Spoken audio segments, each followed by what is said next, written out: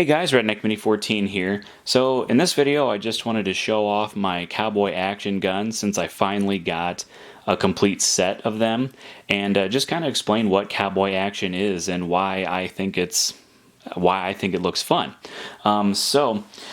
Basically, Cowboy action is just a shooting competition, just like your three guns and your IPSC and your run and gun, all these kind of different shooting competitions.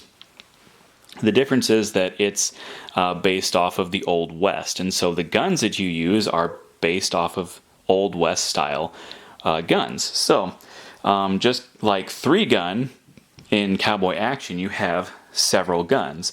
In fact, you actually have four guns. So and there's different stages and different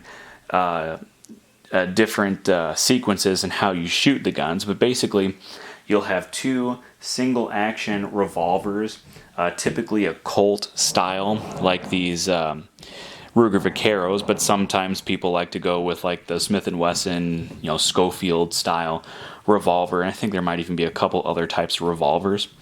But most people will go with a Colt or a Colt clone or just a Colt look-alike. And you have to have two of them, one on each hip. Some people like to dual wield.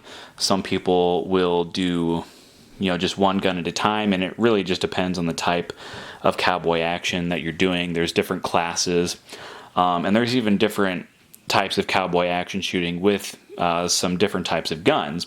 But your standard Cowboy action that most people think of, you'll have four guns just like this. So two single action revolvers, typically people will have them chambered in 357, and they'll go with like 38 special just for cheaper ammo. Mine are actually in 45 Colt, but you could get them in like other calibers like 44, 40, and all those other Cowboy rounds that aren't really popular anymore. I kind of like the 45 Colt.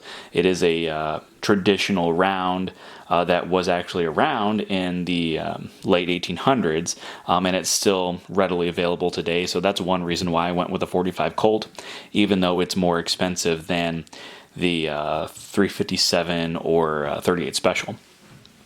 So anyway, two single action revolvers, and you're gonna load 5 rounds each. So you're gonna basically shoot 10 rounds through your single action revolvers, and in most cases, there are some. I've seen some stages where people they tell you got to shoot all 10 out of your revolvers, and you got to load one more and shoot. I think those are a little bit more advanced. So typically 10 rounds through your single action revolvers per stage, and then 10 rounds through a lever action rifle, typically in the same caliber.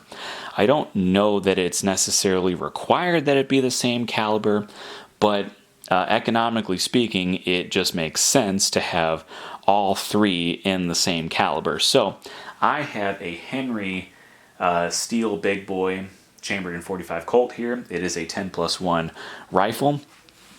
A lot of people don't like the Henrys.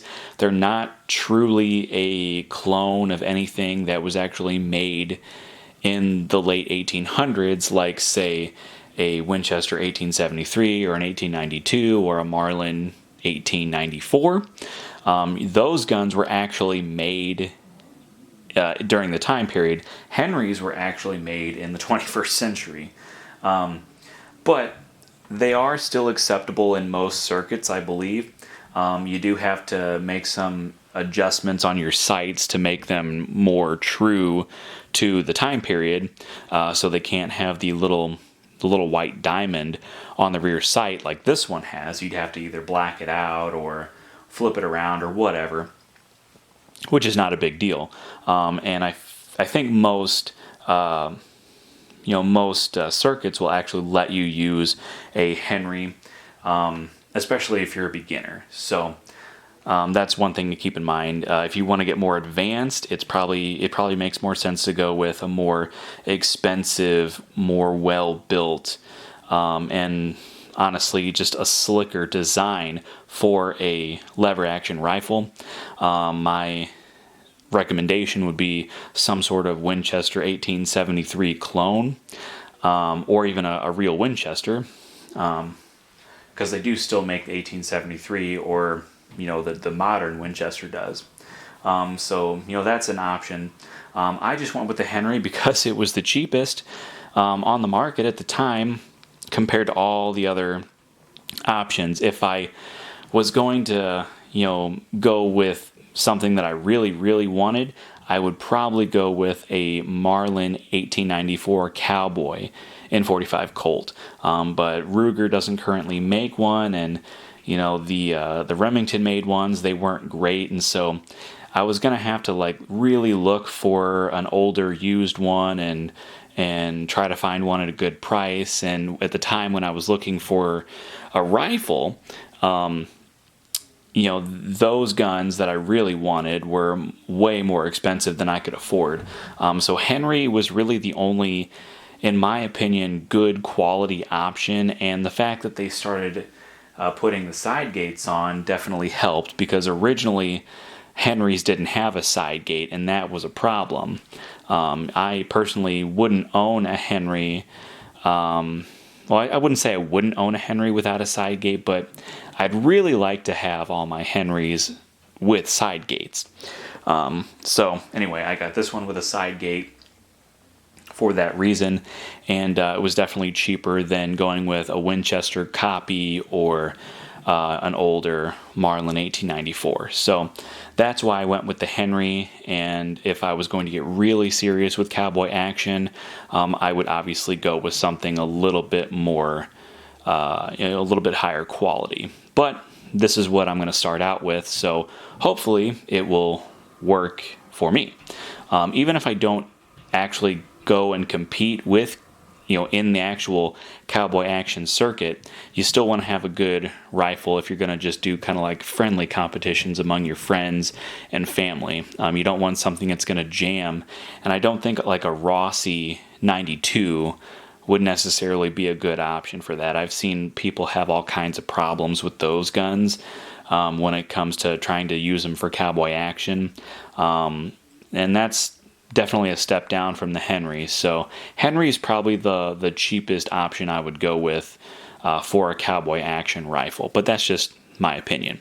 So anyway, like I said, typically speaking, you put 10 rounds through your revolvers in each stage, 10 rounds through your rifle, and the rifle and revolvers are typically already loaded for each stage, and that just helps with speed. But there's also the shotgun, and typically you're going to shoot 4 rounds through some kind of shotgun, whether it be a double barrel like this Stoeger coach gun, or there are some pump action shotguns you can use. You can get like a Winchester 1897 or an 1897 copy, or you can get like an 1887, which is a lever action shotgun, and there may even be some other models of shotgun that are acceptable. But typically most people go with a double barrel because you have to have the shotgun unloaded anyway, and you got to shoot 4 rounds through it, and you can only load 2 at a time. So whether you're shooting a Winchester 1897 or an 1887, you can't load all 4 at the same time. You can only load 2. So most people opt for a double barrel, and I think it's also just cheaper to go with a double barrel, at least if you go with like a Stoeger or some of the other cheaper models, than to go with like a Winchester, especially a real Winchester 1887 or 1897. Those are a little bit more expensive, I think.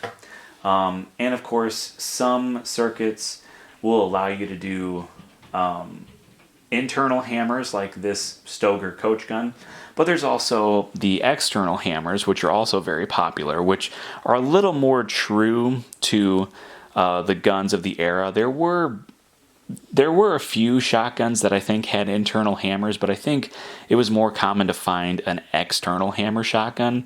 And so, people that are more purist probably prefer an external hammer shotgun.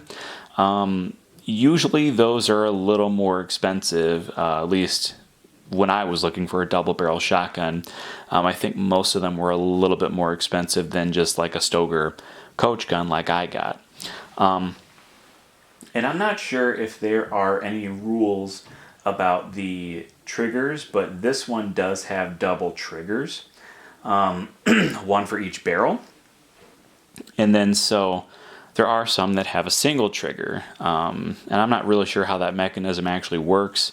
On the inside of the gun, I actually just prefer the double triggers, and I think that's more traditional, and so most people kind of prefer the double triggers as well. But like I said, you typically shoot 4 rounds through a shotgun.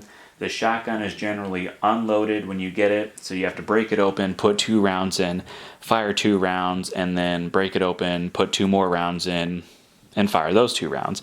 And all of this is basically being shot at steel targets, and usually they're big steel targets, so it's hard to miss, but you're also being timed, so you want to be fast, but you also want to be accurate, because I think if you miss, that's so many seconds off of your time, and so obviously you want to practice. And so definitely I'm going to be practicing with all of these guns to see how good I am, and do a little friendly competition between friends and family, and get that practice in. And then at that point I'll decide whether or not I actually want to pursue the sport and get really into it, because there's more than just the guns and the ammo. I mean, you got to have the holsters and all of your like shell carriers and stuff like that, and obviously the attire. You have to wear clothing like they had back in the late 1800s. So most people go with like your cowboy hats, your button-up shirts. A lot of people like just wear jeans, but some people go all out and get real authentic clothing for the time period. I probably won't go that far into it, but definitely a good button-up shirt, cowboy hat, some jeans with a nice big belt buckle, things like that, cowboy boots. And I do have most of this stuff anyway, so that wouldn't be a problem for me. But if I really wanted to go all out, I could get some more authentic clothing for that. And other than that, that's your basic cowboy action shooting competition. There is some like long range cowboy action shooting that people use, like 18, like Winchester 1886s and 1876s and those kind of rifles that shoot like 45-70 and it likes a bunch of the single shots as well. And I don't really know a whole lot about that kind of cowboy action shooting, but I do know that some people like to do that. This is mostly what cowboy action shooting consists of, and I think most competitions are going to be this kind of shooting, and this is really the type of shooting that I like to do. I'm not super accurate with my shots, so long range cowboy action shooting is probably not for me, but that is still another type of shooting competition out there. So anyway, those are all my guns that I have for cowboy action shooting, and can't wait to get a little more ammo and take them to the range and just practice with them, see how well I can actually shoot them, how fast I can shoot them, how accurate I can shoot them, and just have some fun. Hey, before I go, I just thought I'd remind everybody that I do have a second channel called Redneck Off the Range. Over there, I post most of my non-gun related content, so whether it's a video on my new tractor, my power tools, my projects that I'm working on, maybe wild game recipes, or just a random vlog, I post all of this kind of content over on my secondary channel. So if you're interested in that kind of stuff, go check it out, Redneck Off the Range. But that's all for this video, so subscribe to my channel, like me on Facebook. I'm Redneck Mini 14, and until next time, be be safe,